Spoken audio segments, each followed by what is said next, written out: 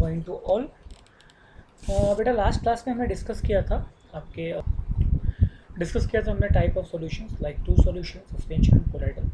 यहाँ पे एक फेयर कंपैरेटिव डेटा दिया हुआ है कि क्या एग्जैक्ट डिफरेंस होता है टू सॉल्यूशंस में, सस्पेंशन में, कोलाइडल सॉल्यूशन में।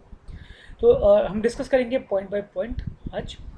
सबसे पहले बात करते हैं पार्टिकल साइज़ की। पार्टिकल साइज़ से मेरा मतलब यहाँ है कि उसका एक एटम, मतलब उसका एक पार्टिकल, चाहे एक जो स्मॉलेस्ट यूनिट उसकी होगी सॉल्यूशन की, उसकी साइज़ क्या होगी। सपोज़ करो अगर मैं NaCl के सॉल्यूशन की बात कर रहा हूँ तो मैं यहाँ पे NaCl के साइज़ की बात कर रहा हूँ कि NaCl के साइज़ क्या है पानी के अंदर। अगर उसकी साइज़ लेस देन 10⁻⁹ मीटर है तो हम इसे कहेंगे कि ये ट्रू सॉल्यूशन है। हम नेकेड आई से इसको देख नहीं सकते हैं। 10⁻⁹ का मतलब हुआ बेटा नैनोमीटर। आपको 3 यूनिट अच्छे से याद करनी है। एक 10⁻⁻3, हम इसे कहते हैं मिलीमीटर, ठीक है, मिलीमीटर। तो 1 मिलीमीटर को 10⁻⁻3 मीटर, और 10⁻⁻6 को हम बोलते हैं माइक्रोमीटर, ठीक है, ये माइक्रोमीटर है। और 10⁻⁹ इज अ नैनोमीटर, ठीक है। Micrometre is something which we can see with the help of microscope, ठीक है। जैसे कि हमारे सेल्स जो होते हैं वो माइक्रोमीटर में होते हैं, ठीक है। ये सब स्मॉलेस्ट यूनिट है। तो फिर कंपेयर करें अगर पार्टिकल साइज को बेटा, तो ट्रू सॉल्यूशन में जो आपका पार्टिकल है वो लेस देन 10⁻⁻9 मीटर है। इसका सिंपल सा मतलब है कि वो नैनोमीटर से भी छोटा है, मिली, माइक्रो, नैनो, ठीक है, से भी छोटा है। यानी कि हम उसको बिल्कुल भी देख नहीं सकते किसी भी स्पेशल टूल के हेल्प से भी, जब तक हमारे पास इलेक्ट्रॉन माइक्रोस्कोप ना आ जाए, ठीक है। सस्पेंशन, आपने देखा सस्पेंशन में क्या होता है, पार्टिकल नीचे सेटल हो जाते हैं, बॉटम में आपको विजिबल भी होते हैं।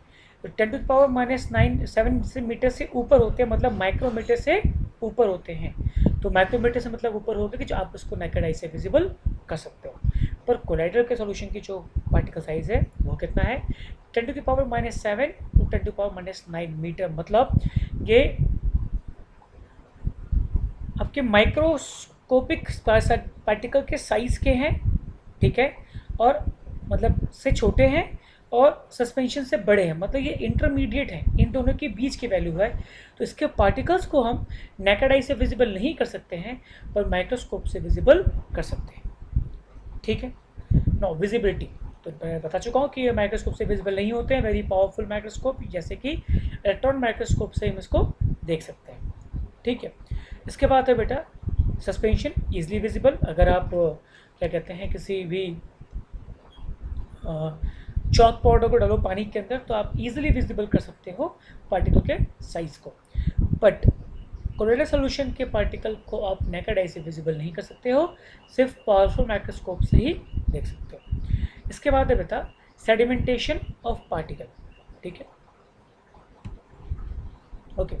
तो सेडिमेंटेशन ऑफ पार्टिकल यहाँ मैंने इसलिए थोड़ा सा एडजस्ट किया है कि आपको क्लियरली विजिबल होगा, ताकि आप उसको नोट डाउन कर सको अपने नोट्स के लिए, ठीक है।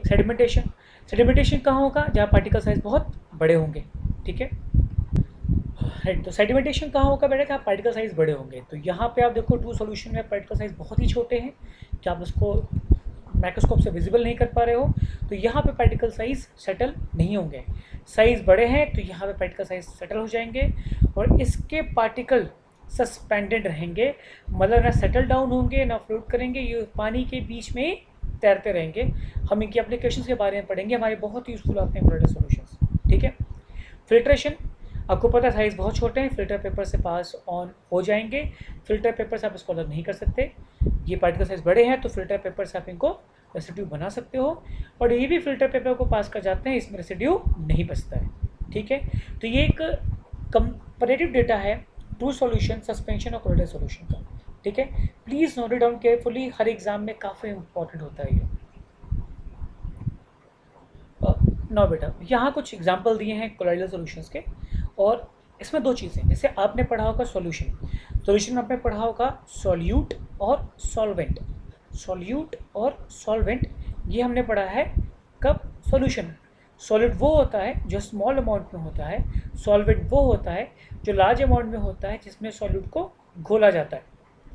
ठीक है, तो यहाँ पे चूंकि कोलोइडल सॉल्यूशन में एक अलग टाइप का सॉल्यूशन है, तो यहाँ पे टर्म भी अलग यूज़ किए जाते हैं। यहाँ पे यूज़ होता है word disperse phase and dispersing medium. Disperse phase is nothing, it is just like a solute. ठीक है, disperse phase is just like a solute और dispersive medium is just like a solvent. तो disperse phase वो जो कम amount में है और disperse medium वो जो ज़्यादा अमाउंट में। कह सकते हैं कि disperse phase particle disperse medium में मिक्स होता है। और एग्जांपल देख के समझ में आपको आएगा। जैसे मान लो कि किसी में अगर लिक्विड कम है, गैस ज़्यादा है, फॉर एग्जांपल कोहरे की बात करते हैं, फॉग। ठीक, फॉग क्या होता है? Water vapour. ठीक है, वाटर वेपर क्या है? एक लिक्विड के ड्रॉपलेट्स है। कहाँ मिक्स है? हमारे एयर में। गैस क्या है? हमारा एटमॉस्फेयर क्या है? गैस से बना हुआ है। उसमें लिक्विड आके मिक्स हो गया तो हम उसे कहेंगे फॉग, क्लाउड, मिस्ट। इसे कहते हैं एरोसॉल। और बेटा याद होगा इस एरोसॉल के बारे में अभी कुछ दिन पहले स्टडी आई थी कि कोविड का वायरस एरोसॉल में बहुत देर तक सस्पेंडेड रहता है। ठीक है, तो आपने एक जनरली ठंडी के मौसम में एक टर्मिनोलॉजी सुनने को मिलती है, स्मॉग। ठीक है, स्मॉग। ये फॉग थोड़ा सा अलग होता है बेटा। स्मॉग जो होता है ये वहाँ होता है जब पॉल्यूशन लेवल ज़्यादा होता है। तो इसमें क्या होता है कि जो फॉग होता है ये पानी के ड्रॉपलेट हैं जो कि हवा में सस्पेंडेड है, जस्ट लाइक कोलोइडल। क्योंकि इतनी बड़ी नहीं है कि नीचे आ जाएं और इतनी हल्की नहीं कि वो उड़ जाएं, सस्पेंडेड है एयर में। ठीक है, तो डस्ट पार्टिकल क्या करते हैं, जाके फॉग में चिपक जाते हैं। इससे क्या होता है कि विजिबिलिटी कम हो जाती है। कोई अगर लंग का पेशेंट है, अगर वो सांस ले, स्मोक उसके बॉडी में चला गया तो उसके लंग्स में एलर्जी स्टार्ट हो जाती है। ठीक है, तो हम उसे कहते हैं स्मॉग। स्मॉग क्या होता है? फॉग प्लस डस्ट या pollution is called smog. Now second, solid in gas. ठीक, अब मान लो कि जो आप धूल उड़ा रहे हो, धूल क्या है? It's a solid particle. वो कहाँ गया? वो जाके गैस में मिक्स हो गया। गैस क्या? आपका फिर से एटमॉस्फेयर। ठीक है, तो वो जो पार्टिकल आपको दिखेगा, mixer of solid and gas is called smoke, धुआं जो है सॉलिड और गैस का मिक्सचर होता है। Now gas in a liquid foam. Shaving cream होती है, शेविंग क्रीम में क्या होता है? वो क्रीम को जैसे शेक करेगा आदमी, लगाएगा फेस पे, उसमें एयर आके मिक्स हो जाएंगे, इससे बबल फॉर्मेशन होगा। ठीक है, उसे कहते हैं कोलोइडल सॉल्यूशन है। Example gas and a liquid. Liquid emulsion, ये तो आपने कई बार सुना होगा। Emulsion paint, tractor emulsion paint लगाइए और लाइफ टाइम के लिए भूल जाइए। टाइप के ऐड बहुत देखें टीवी में आपने। तो ये क्या होता है? आपने देखा जब आपका पेंटर होता है वो बड़े से एक डिस्टेंपर में कलर को मिक्स करता है। ठीक है